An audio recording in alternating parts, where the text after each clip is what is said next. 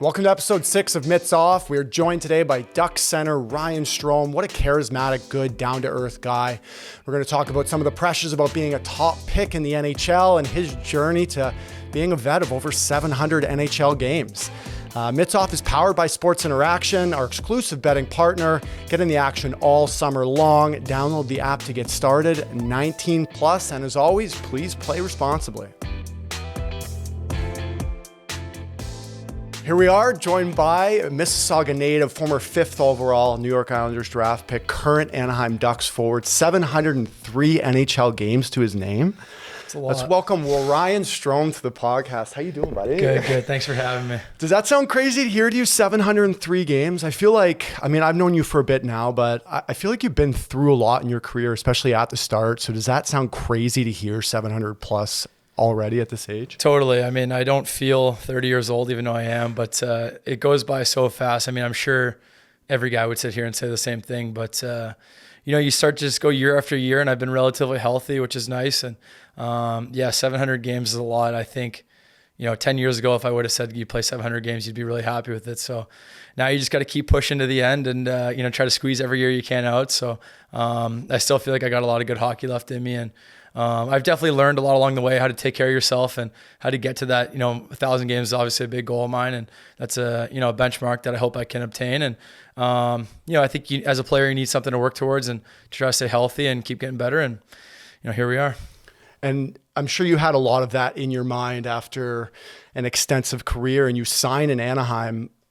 How big of an adjustment was that for you? You're kind of a vet now, but you go through that UFA process, move to the Western Conference. How big of an adjustment was that for you? Yeah, it was crazy. I think I was one of the oldest and most experienced players to finally become a free agent, just based on my draft status and my birthday and my games played and everything. So I was 29, finally got to free agency, and that was your first crack at UFA? First time at UFA. Oh, wow. Yeah, I had 1 year for my last contract that I signed for, but it took a while to get there, and it was quite an experience. I think everyone has a different outcome. Obviously, I think mine was a little bit more stressful than I thought, but looking back on it, I'm really glad I got to go through it. I think, mostly because one day I hope to stay in hockey in whatever capacity. I think now I can relate to players that do have to go through it, whether you're on the management side or you're trying to help other players out. I think, that's a, very important thing that you can say, I've been through this. I know the challenges it has. And,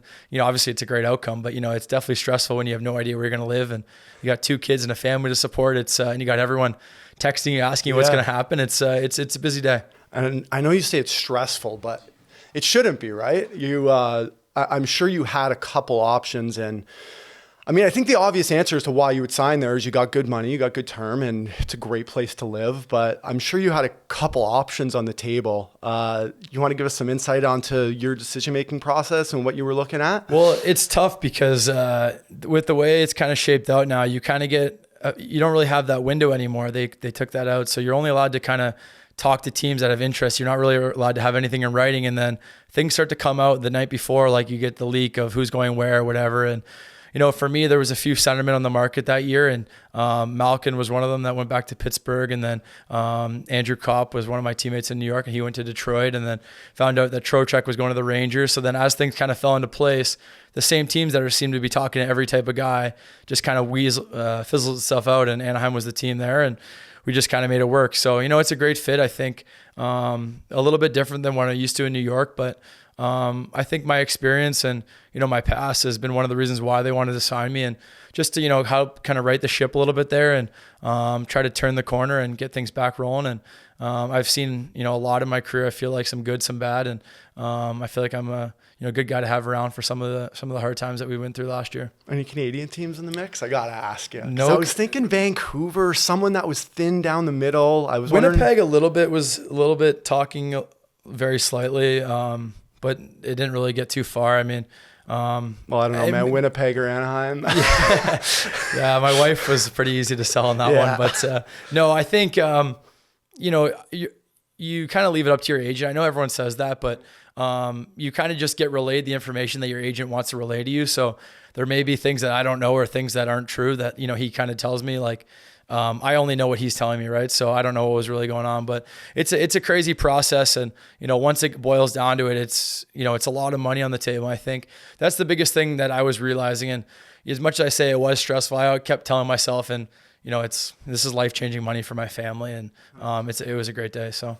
And why the Ducks? I know there's multiple reasons we talked about, but did you look at their core and their roster and think of it from a hockey perspective as well? Like, hey, this team's kind of on the up and up here. I know rebuilding a little bit, but did that factor into it? Yeah, for sure. And I think that when I got to the Rangers, there was kind of a total rebuild. And for my 4 years there, kind of where we got to is hopefully how I see Anaheim going. I think I got there when they kind of released the letter, they had the fans, and they started treating everyone as a fire sale. And I kind of came in as a guy with no expectations and tried to build it up slowly, and became part of the leadership role and leadership group, I should say. And that was a huge honor for me, and it was very fulfilling. And hopefully I can see the same things happening in Anaheim. So can you give me some insight on breaking into the league those first couple of years?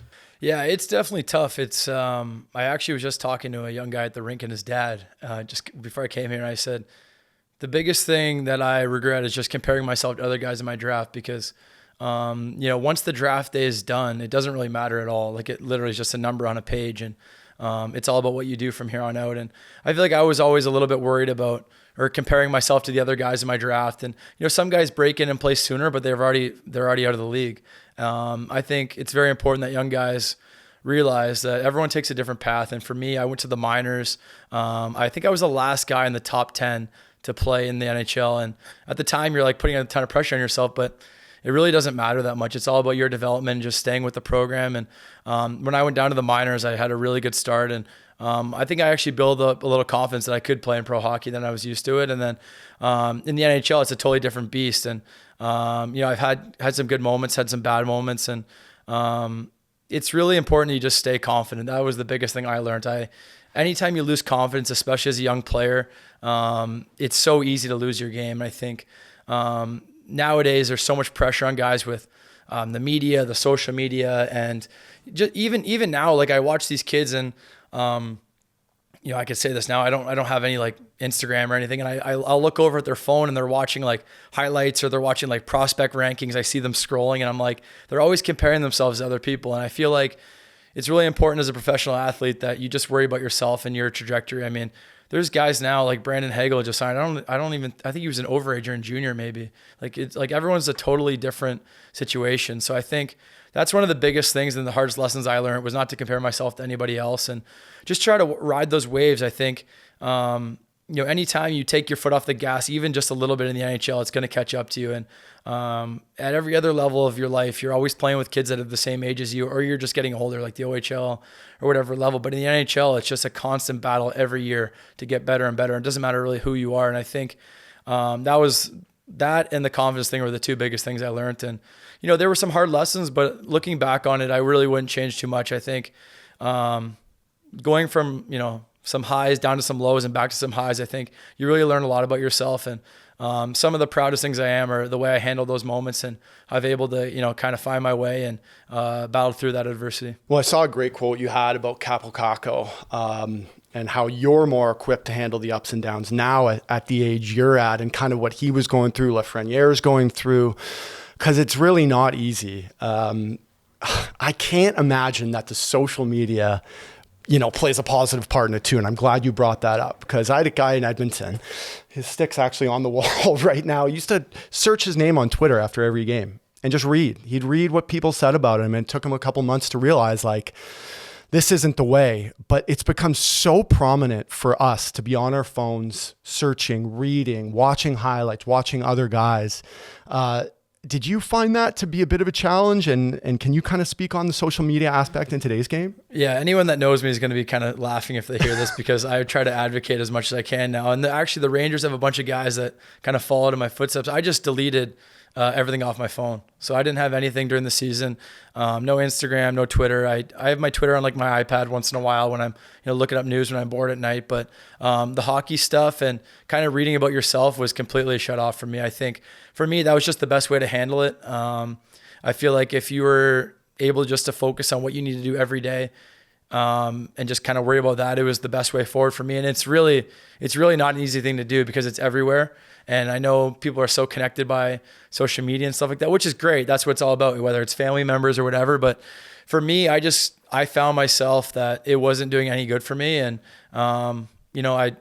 ever since then, I just feel like it's just been really healthy for me and my development. And I still feel like I am developing. I'm trying to become the best player I can be and still trying to grind this thing out. And for me, just to try to focus all my energy on what's important. And I realized that reading that stuff isn't important. And, I get informed about the things I need to be informed about, and the rest I just leave it out. And it's not an easy thing, like I said, but it's something that I really think young players, especially in big markets, it could be really beneficial for guys just to cut it out. Did you have, I don't want to necessarily call it a low point, but did you have a time where you were real down in the island and something that you really had to work through? And, how explain to me how you got out of that? Yeah. So after I had a 50-point year, my first full year in the NHL, I had a good year. And then the next year I started, I think 8 or 9 games at the beginning of the year. They got sent down to Bridgeport, and I'd played 115 straight games in the NHL or something. I had some good success. And to be back in the minors was definitely the lowest point in my career, maybe my life really too. Just, all of a sudden when something you take for granted, you realize how quickly it could be taken away from you, and you're back in the minors and just trying to get back to that level. I mean, it was tough. I think you lean on family members and you lean on, anyone that can support you through those times. I remember leaning on some of the guys with the Islanders were really great and reaching out to me and, just helping me out a little bit just to, get back and get confident again and get playing good hockey. And, but through it all, I think the biggest thing I realized was the only thing that really helped me was just working on my game. I think going home in the summer, changing it up, getting uncomfortable, trying to do something I'd never done before, switching your trainer, switching what you're doing on the ice. I think a lot of times guys do something and they get so used to it and they get so good at it, they just master it. And I think that part of getting better is to be uncomfortable. And for me, it was finding new avenues to do that. And that's kind of what I did, and that's kind of seemed to what worked for me. Did you feel the pressure as a top pick? Like, did you, I don't know, externally or on yourself? More so on myself, I think. And to be honest, as much as, the pressure's on myself and the blame's on myself, I think there's obviously decisions in an organization too that, goes hand in hand. I think, for example, I was drafted as a centerman and I basically played wing my first 4 or 5 years. It's not the easiest adjustment when you don't really know how to play a position. So I had played a position for 20 years and then you go in and you play something different. So there's lots of things that you can blame, but it's not even worth your time and energy. For me, I just kind of refocused on myself. I got back to trying to work as much as I can, whether it's something as silly as shooting pucks or as, like I said, switching my trainer, switching what I do on the ice, just trying to change anything just to try to tap into something that I hadn't got to before. And I think that's kind of what worked for me. And it's also a great mindset just to put your head down and work and try to get better every day. And that's it's a very simple thing, but it seems to work. And it did for me. You end up getting traded out of there a couple of years later, right? Was that a shock to you? I always love asking guys about getting traded because some guys handle it completely differently. What was your reaction to the trade, I think, at first? I wasn't surprised. I think that something had to give. I think any player looks at the team and where they are in their lifespan of their team, where they're pushing for a championship or they're kind of rebuilding. Yeah. Everyone knows where they're at. And I think our team was ready to take the jump, and they traded me for Eberle, who's a great player and went in there, had some good years. And, if something had to give with one of the young guys, they wanted to, add a piece to try to push and take that next step. So I wasn't really surprised at all. Yeah, you can't take it too personally sometimes, I guess, right? No, I was excited for a new challenge. Unfortunately, I was only in Edmonton for a year and a quarter, but I really loved it in Edmonton. I think it's a great place to play. I think, unfortunately, the team kind of wasn't where it is now, and I wish it was, because I feel like I really could have been a part of that. Just getting there. Just kind of getting there, and we were kind of they were still trying to get their feet under them, and so was I in my career. And but and then getting traded again, I was like, oh, here we go again, and going back to New York, and then you're from then on, something just seemed to click. But it's funny, there's no right or wrong way to do it for a team or for a player. Everyone's got a different trajectory, like we said, and it works out differently for everyone. I'd be remiss if I didn't ask you another Edmonton question, just because I'm a former alumni too. And I know you said, they just weren't there yet, but I look back, I think you had a chance to play with Connor in an exhibition game or something like that, but how did that all work out at the start, trying to find your footing with the Oil and just kind of being there as a new guy? Totally. I mean, it was great. There was a great locker room. There's always been a really good culture there. I think that Connor and Leon and Darnell and those guys did a really good job of, leading that team. And you see where they've got to now. They're, every year they've got a chance to win the cup, really. And, for me, it was just a matter of, I was probably in the stage of my career where I was trying to get some traction as well. And they were trying to do it as a team. And, like I said before, like you talk about the lifeline or where the team's at, obviously Shirley was the GM and they're trying to make moves and he's probably knows his seat's a little bit hot. And so, I mean, you get traded again and that's just the way it goes. But, I wish it would have worked out because, I really enjoyed playing in Canada and, being an Oiler and getting to play with probably the best player in the world. And, there were so many positives to it, but, that's the hand we're dealt with. And, I learned very young in this business. I mean, I got traded in junior hockey as a 16-year-old. So, I mean, I'm really not that trades are just normal, I guess. So, that's just the way it goes. And, I feel like I've always been able to handle everything in stride. I think, I've got a good ability to go into a dressing room and, meet guys and, it's just, but hockey guys are all great. And I feel like that's not too hard for me. And that might have made some of these adjustments a little easier looking back on them. By this point, I mean, I'll get to the second trade, but I mean, I don't want to use the word suitcase. It's the worst, but were you feeling like, people saying from the outside, oh, this kid's a bust, this kid's whatever, he's traded again now. Were you here? Did you hear any of that or like, I mean, you by that point? Yeah, you see it, you hear it. But I mean, at the same time, like, it's funny because you get so in life and in sports, you get so as a family and as an individual, you get so focused on your own career and you get so worried about every game, every shift, every contract, whatever it may be. But if you look at the grand scheme of things, there's so many guys that have fallen off the map. I mean, I was cleaning up my basement the other night. I was going through old hockey pictures and team photos, and I'm looking at like my under 17 Team Ontario. There's like 3 guys playing in the NHL still, and that's it. And that was a good team. There was good players. And I'm like, you always have to, look at the other side of the coin. I think as hockey players and, the media, you're always getting compared to what you're not. But, a lot of times there's a lot of guys that haven't even gotten as far as you have. And I think when times are bad or times have been down, you do have to kind of remind yourself that you have made it further than 99.9% of the kids you even grew up playing with. And I think, sometimes you can lean back on that, but, like I said, it's human nature to compare yourself to the best and you always want to be the best. And, you look at your draft class and you look at points and contracts and you always compare yourself. And that's just what, good athletes do. But it is important to remind yourself sometimes of, how quickly it can go the other way. And I have been very fortunate, but there's definitely been times where you do hear that noise and it starts to creep in for sure. Exactly. Give yourself some credit every once in a while. Once in a while, I mean, be too hard someone's got to do it. I know. Man, I feel like when you got to New York, that was when you really started finding your game. Started buzzing, a couple of years of really good, confident hockey.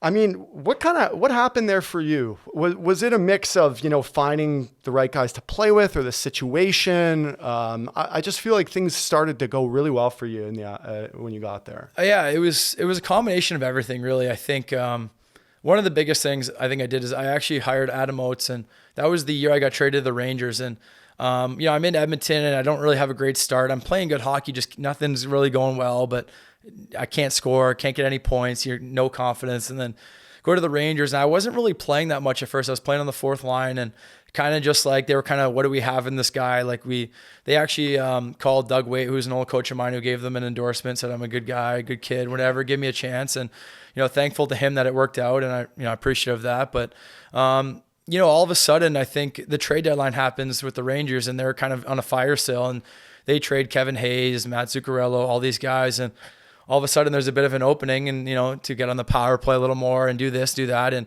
they were kind of in the situation where it was like, this is what we got. Everyone here is going to get a chance to play to see what you got, and I ended up scoring like 18 goals the final like 50 games or something.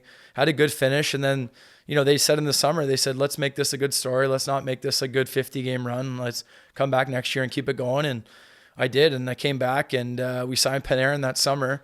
And I actually didn't play with them for the first like 3 or 4 games. And then maybe game like 5 or 6, they put us together. And I remember from like the first game, it was like he scored like a sick goal in the first period. It was unassisted, but I'm like, I'm on the ice for it. I'm just trying to get anything I can get. Yeah. And then we got on the board later together. And then after that, it was just like, it seemed like it seemed like I was playing hockey with a guy that I played like minor hockey with, junior hockey with. Like for some reason, we just connected on a different level where we knew each other were going to be. And it was, a lot of credit to, like I said, Adam Oates for kind of opening up those areas of my mind that I never really like thought of. And I think a combination of playing with Panarin and playing in a market like New York and kind of just, I came in with no expectations and everything was open for me, and I kind of just took it all and ran with it. And I think it was just a perfect storm, and it was a great 4 years. And looking back on it, really couldn't have gone any smoother. It's so funny you said you just clicked and connected like that, because one of the things that I think is so interesting about coaches and putting lineups together is you have, especially in the NHL nowadays, all 12 forwards, the core of every team is really good, right? And it's about finding combinations, finding matchups. And sometimes it just happens like that, right? Where two guys will get together and you're like, wow, it's like these guys have been playing beside each other for their whole life. But for you, is there like an ideal prototype of a guy that you like to play with? Or is it more like the way the guy plays? Do you know what I mean? Like, is there a certain idea in your head of someone you like to play with? It's a good question. I think that I think I like to play with a guy that likes to hold on to the puck. I think that maybe I didn't know this my whole life, but in the NHL, it seems like I've been the best with guys that can control the puck and make plays, and I'm just able to get open and make a small area pass, or like I feel like I'm good playing with guys that just need some relief or some stress every once in a while, and I'm able to be in the right spot at the right time. I don't think I'm a guy that needs to have their puck on their stick the whole game, but I'm a guy that can be in the right areas, the right spot, make the simple, easy play, and just find the guy with the pass. A lot of times these great players, like even playing with Trevor Zegras this year, like all he wants is like that 6-foot pass that puts him in space, and he can go from there. Just that little area pass? Just the area pass. Or I think that's what was good with me and Panarin, was that he was so good at finding the open guy that if I could either get open or just relieve the pressure for him for that 5-6 seconds, I think it works. So, obviously it's hard to say like who you want to play with. Obviously, like you don't really get that decision very much in hockey unless you're one of the top players. But it seems like for me, I think the guys that like to hold on to the puck, I like to play with, because they're puck possession guys, and the more you have the puck, the more chance you are to score. So, can you tell us about Panarin behind the scenes? You were telling us a bit when you got here about it. It's so interesting, his backstory and what he's overcome and came through. Yeah, I think that's one of the bigger things too. You talk about a guy that you want to play with. I think that any successful team, any successful line, I think you could, peel back the layers and you can really see a real human connection. I think any team that wins the cup, you just watch their interviews, they're talking about how great the group of guys were and all that stuff. And I think the same goes for line mates. I think when you really care about someone on and off the ice, you really build that connection with guys. And that's something I learned in my career too. It's not just it's not just a number or a guy. It's a person, and you want to try to be the best version of yourself for them to be the best for the team. And he was just such a great role model for me. He lives a real simple life. He's a down-to-earth guy. He's super humble, very modest. Comes from such a crazy background. I think he told me he went to like live in an orphanage or like a sports school that was like similar to an orphanage with like 10 kids, like 5 hours away from his hometown when he was like under 10 years old. Like just crazy stories, and just to see where he came from and to be how good he is and how hard he works on his game was just so awesome for me to be a part of it. And as a human level, we would just drive to the rink together and we would just talk about life, talk about hockey, talk about how to be better. Or some days we didn't even talk about hockey, just about whatever, you know what I mean? Life, I think when you have connections with people like that, whether it's sports or life, I think you just have a great connection with them. And I think that's what we had. And I think one of the things he's taught me, actually all the great players I've been able to play with, Tavares, McDavid, I think anytime you have a connection with those guys and, they're just people and they're hardworking, I think you can learn so much from them, and you can just be a sponge and just soak up all that information. And I've been really lucky to play with those guys. And I feel like, looking back on it, it's almost crazy to say that I've been able to play with guys like that. And the best thing about all those guys is how good people they are and good teammates they are. And I feel so lucky. Yeah, and I think that's one thing that people overlook sometimes too, is there's a player underneath all that equipment behind that mask, right? And everyone's lives are so complex, and guys have been through different things and overcome so much adversity. So it's tough hearing all the negative stuff when all the positive stuff about a player like that, right? And especially in Edmonton and New York are tough markets, and sometimes you see this stuff written about guys and you're like, you have no idea what this guy's going through, whether it's his family life or whatever. And I think that's what, like I said, I think that's what good teams truly have. They got a support system that that support system becomes the strongest thing for the group, no matter what's going on in the outside noise. And I think that, a team like New York, that's what we had. And I think that's why we probably went a little farther than we should have. You mentioned working with Adam Oates and that kind of being a turning point for you. Can you talk about finding that balance between, playing with structure, but also, being creative and being the player that you are and that I think a lot of people know that you are? Yeah, no, it's a good question. And it's a question that I kind of asked myself. I think what I kind of found as a young player was when I had the puck, I was able to do good things with it. I was able to make the right play, find the open guy, like things I've done my whole life.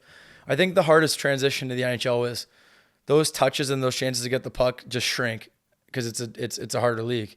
I think that, not every guy that comes in, yes, I was a skill guy. Yes, I was a creative guy, but I was like, not everyone's given to be a first power play half wall guy. So when when you grow your game in junior, that you have the puck, say you touch the puck in junior 45 times a game and you're on the first power play, you have the puck the whole night. Oh yeah. You're confident. But when you're in the NHL and you're maybe not on the first power play, or maybe you're in the bumper, or maybe you're like net front or something, like you may touch the puck like 15 times a game, say. So for me, the biggest thing that I thought Adam Oates has done for me was how to get open more, where to go on the ice to get the puck more, to be in better spots with it, and what to do with it. I think that, I think skill and creativity when you're in junior hockey is totally different. A lot of times you're way smarter than the other guys. You're just better than them. I think when you get to the NHL, it's okay, how do I continue to grow my skill set to, like I said, get the puck more, but when I have it, make a little play, be confident with the puck, like get the puck in a better spot to make the next play. And I think that's what Adam Oates does so well. I think it's hard to define what he does, but I think if a lot of the stuff we work on is very, very simple puck stuff, but it makes the game so much easier for yourself. If the puck's getting rimmed around the wall and you're a 24-year-old player and you've never played the wing before, if you've practiced in the summer, all summer, getting the puck off the wall in your backhand, spinning out, being in a good spot to make that next play, forehand or backhand, like that just seems seamless when you're watching it, but that's a skill that guys have. I've never been so stressed in my life. Puck coming around the wall, D coming down, you got to make the play to the center with speed, like that's something you practice. Totally. But tiny little habits. Totally. But if you get that same play, whether it's O zone or D zone, and you hit a John Tavares, a McDavid, a Panarin, a Fox, or whoever you're playing with, like that could be an assist like easily. That's what those guys need from you. That's the play they need. And I think that for me, I was kind of figuring out like, what do I need to do here? What am I trying to do? Like, I got to get the puck in these guys' hands. How do I make the game easier for myself? And I think that's what he did a great job of, or he does a great job of, is unlocking that in players. And me specifically, I feel like I just looked at some of the guys that he had worked with, like Mark Scheifele, and I feel like I kind of play the same type of way, so to speak. And I'm like, he's having so much success using this guy. Like I got to try it too. And it seemed to work for me. So. Scheif was your draft year too, right? Yep. He was in that top 10? Yeah. So again, you compare yourself to guys. And, there you go. And he was successful. And I just think that, it becomes almost like putting your ego aside. Like, how can I learn from this guy? Like, I want to be a good player too. I want to have success. Like, what are these guys doing to get better? And, when I'm trying to figure it all out, I'm like, okay, let me try to hire this guy. Like, that takes a certain amount of removal of your ego to look at someone else and be like, maybe I can learn from this guy. Well, yeah, totally. And I think that, Adam Oates was I think he had like 1,300 points or something like that. Yeah. He's a Hall of Famer. It's like, there could be worse guys to learn from, you know what I mean? So I think, I was lucky to kind of stumble upon that path and seek that help out. But I think, every player is different, and, it may be a different tool for a different guy. But for me, I think that it was more like my brain and finding out like how to get the puck more, because I think once I always had it, I was able to make the play. It's just a matter of getting it done. I got to ask you a super hockey question. You mentioned the bumper on the power play. I feel like that's such a new school power play way of thinking, having the guy in the middle, kind of that soft area for help around the ice. Do you like that? Do you like playing there? I like playing there. My only issue is I feel like I don't have the best shot from in there. I feel like it's a really hard skill. There's very few guys that are able to. TJ Oshie, Bergeron. Yeah. I think that. So like my most success in New York, I was on the half one. Zibanejad was actually playing in the bumper. 2011 draft. And he has such a bomb. Like, obviously a lot of people see the big wind up the back scratcher, but he's able to shoot the puck like in his feet in so many different ways that I found it so easy just to feed them in there to him, and he was able to hammer them. So I try to work on that now because I've been in there a little bit more often lately, but it's a tool. I think it takes a really skilled player and a selfless player to be in that position. And I think all the best power plays have a good bumper guy. That power play was a sick joke in New York. Now that I think about it, it was pretty loaded up. There were some good units back then. Yeah. We we had some good skill and had some great success. And just for me to be on the ice with that caliber of player was just so special. And no matter where I was trying to make the most of it. But again, we talk about skill and we talk about like teammates, like everyone worked together to make it work, and everyone was very selfless in their approach to the power play. And, same as like a line mate or a power play or a team, that's the way you have to be successful. You've had the chance to play in some pretty special rivalry games now. Battle of the Hudson, Battle of Alberta.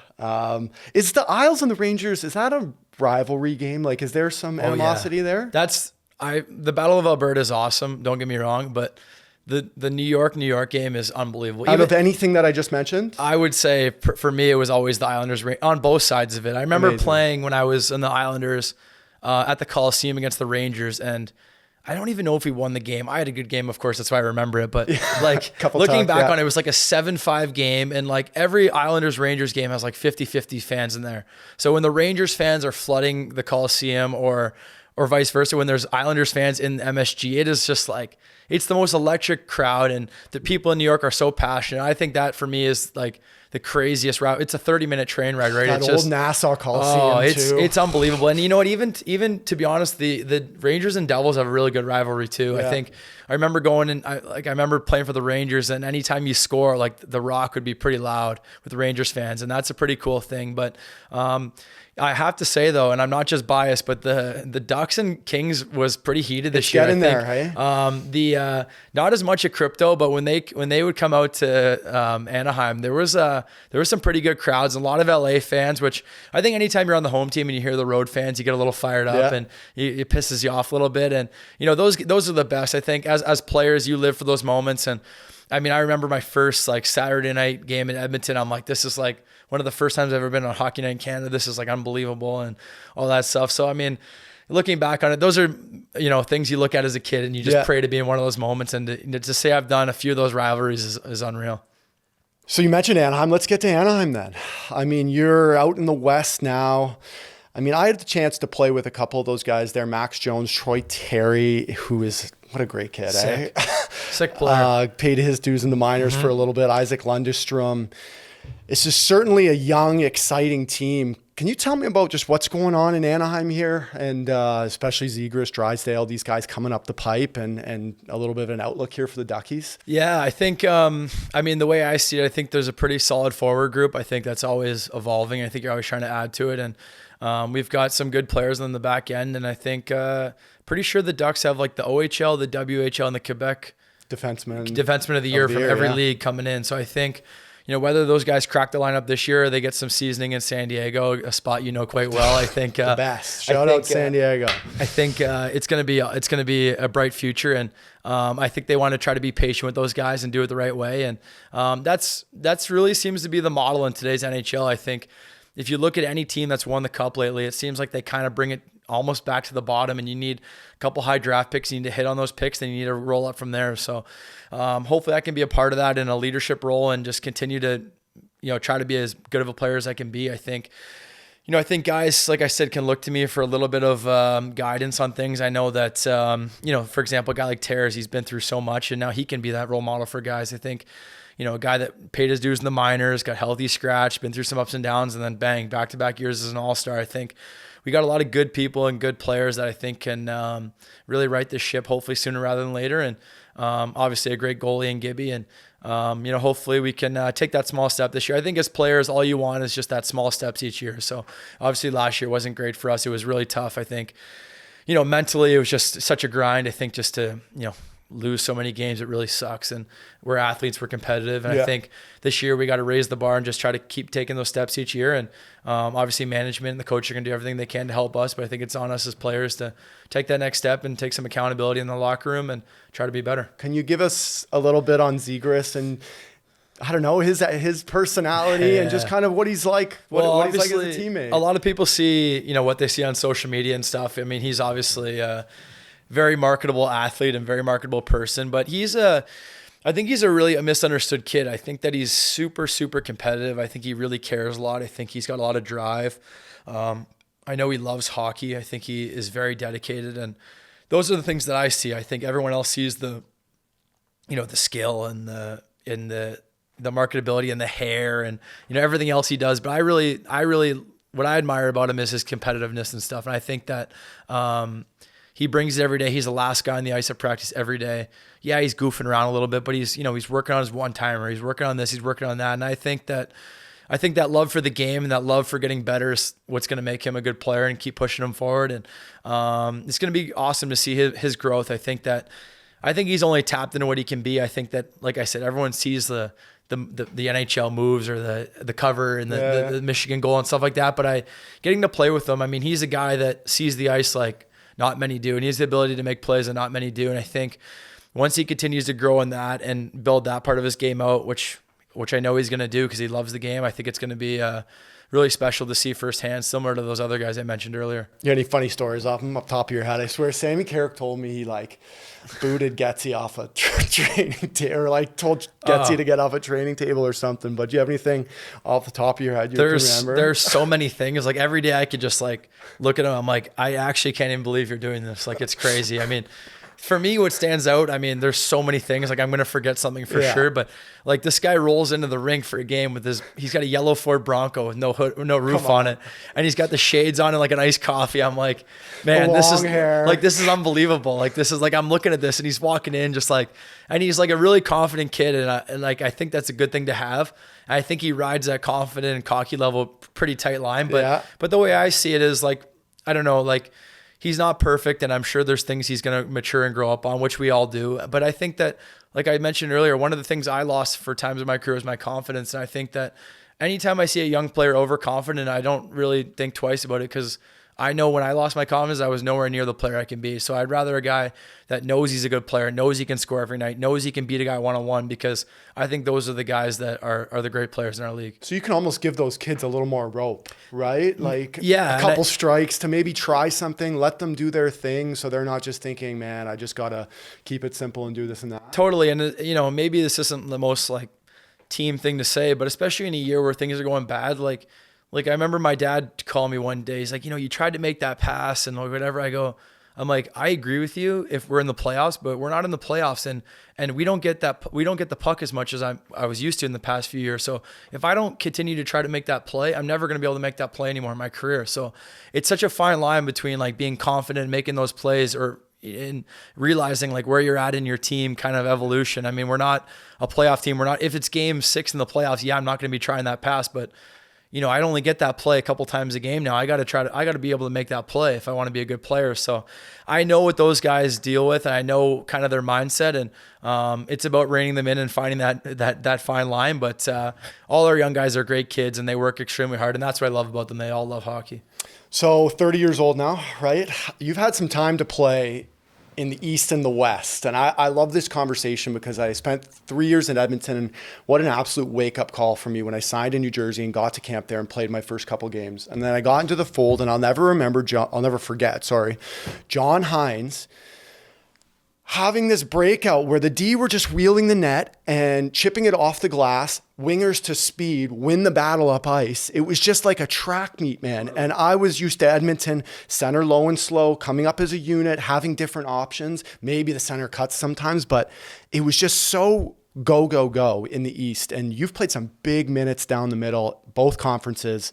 Can you speak to that a little bit? The biggest differences you found between playing in the two conferences? It's a great question. It's I actually get people that know hockey ask me this a lot, and I think it's a great question because I think as soon as Pittsburgh started to really become successful and win a couple of those cups in the I think it was 2017 or whenever it was that they won the back-to-back there, they didn't have the greatest defense core necessarily, but they got the puck, they high flipped it, they got out of the zone as quick as they could, and they just flew up the ice. And I think that every team tried to kind of take that mold a little bit in the East. And the East, I always say, is it's like a crazy version of pinball where the puck is just smacked around, it's up and down so fast, and you get wild 2-on-1s or breakaways or 3-on-1s versus in the West.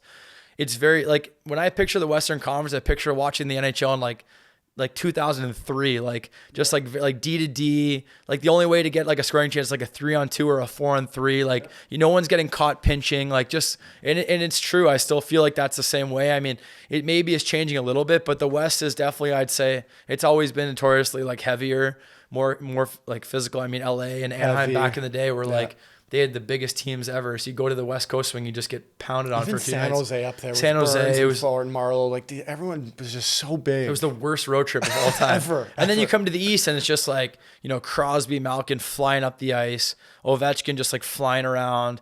Carolina's notorious for being just fast and quick and up the ice. And I remember with even like when I was at the Rangers, we went to the conference finals, like Gallant, like our game plan against some of these teams were, unless your name's Adam Fox, get the puck out of your zone as quick as you can. Chase your D down. Let's go. Like, don't mess around with it in your own end. Don't mess around with it on breakouts. Like, do what you got to do to get the puck out of your zone. And for whatever reason, that seems to be the motto. And it's like a stereotype, I guess, in our game, but it's kind of been the same for a long time. So how is it playing in Arizona at Mullett? Is it something? It's quite the experience. I think that I remember going out for my first skate, like morning skate or something, or practice. Can't remember what it was. And I thought I was playing at like the Sleeman Center in Guelph. That's what the first thing I thought of. Name. I'm like, this looks like Guelph or Sarnia or one of those barns. I'm like, this is wild. Give us a little tour as a visiting player coming into Mullett. Do you have to go outside or something? Yeah, so you gotta, when you go from the dressing room to the ice, you have to cross like a 10 foot like little area where it's like outdoors. It's covered by like a tent, so you can see the outside. But the weirdest thing, like there's a lot of weird things there. It's like you can warm up outside on turf, like right outside the arena. It's like usually beautiful weather too, so guys are sitting out there playing soccer, like just soaking up the sun. But the weirdest thing is that you actually have to walk in and go upstairs to take your like dress clothes off. Yeah. And you go into like this change room. So once you're up there and you take your clothes off, you can't wear skates up there. So like you can't go back in to get your gitch or anything like that. Oh, and the coach's room is like right up there too. So like you can hear the coaches and like the guys showering that aren't playing like right above the dressing room. Sorry. It's tough like setup. It's a bizarre setup. I mean, I had my first Gordie Howe hat trick there. It was my 700th game too.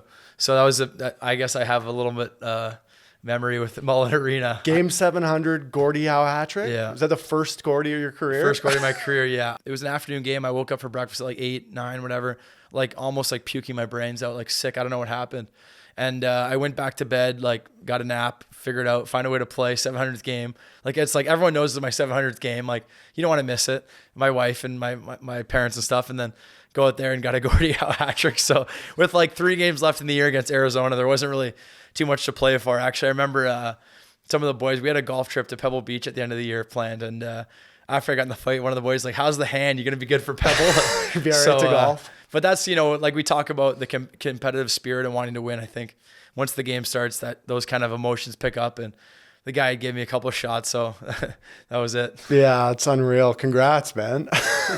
And I heard you got a present after the game. You were mentioning something about the fight strap? Yeah. So the trainers in the NHL are all like the best guys in the world. They have such big hearts. They work so hard. They're the unsung heroes 100%. And can we shout out Brad Harrison real quick? He man. got mad at us when I didn't have Nursey on here. So Harry, here's your shout out. Hairball's the man. Yeah. He's a good man. Okay, continue. But so the trainers in Anaheim, I went to the rink the next day and I had my jersey in my stall. And I'm like, oh, that's cool. Like they gave me a jersey. Like, cause like I always ask for a jersey. I have them all framed in my basement, but I'm like, this is kind of weird. The season's not over yet. Like, I don't know why it's here. So I brought it home. I just told my wife, like, can you hang this up for me or whatever? And like the next day, she's like, did you look at the fighting strap and like in the jersey? And the trainers actually wrote like 700th game, first Gordie Howe hat trick, so like the cool. date and everything like that. And it's cool to get a puck and stuff like that. Yeah. Like I've got all those moments. I've got everything saved for my whole career. But that was really cool because I don't get many fights, like 1 or 2 a year max. So like it was cool to have that.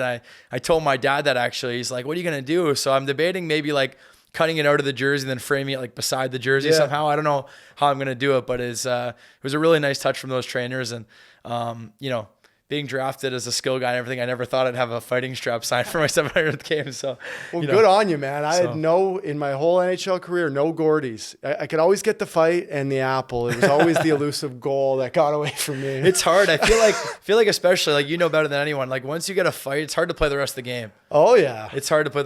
Yeah. In some ways, I mean. Maybe not for you. My hands would always hurt too much. Yeah. I'd be like, my thumb's killing me, man. I can't hold my stick the rest of the game. Yeah. So. You definitely have a really good outlook on things when you talk hockey. Smart, intelligent, know the game, have played the game. Is maybe like a GM mode or somewhere down the line, would you like to work in hockey?